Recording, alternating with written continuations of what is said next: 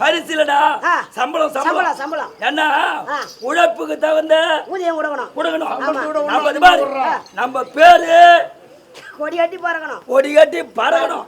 ஆச்சாரி நல்லா குடும்பம் செழிப்பா இருக்கணும். அதான் ஆச்சாரி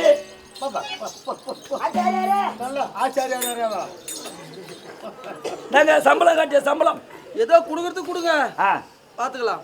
கொடுக்கறத கொடுங்கன்னு வேலை செஞ்சு கஷ்டமா சொல்லாத. என்ன குடுக்குற தெய்வம் கூறி பிச்சு குடுக்கணும்னு சொல்லுவாங்க. ஏன்னா தெய்வம் அவரு பணிக்க டக்கர். நீங்க குடுக்க போறீங்க. சரி கொடுங்க. பாரு வாழை விடா மெத்த விடா நாங்க பண்றது ஆதி காலத்துல இருந்து ஓலை வீட்டுல தான் சொல்லுவாங்கடா.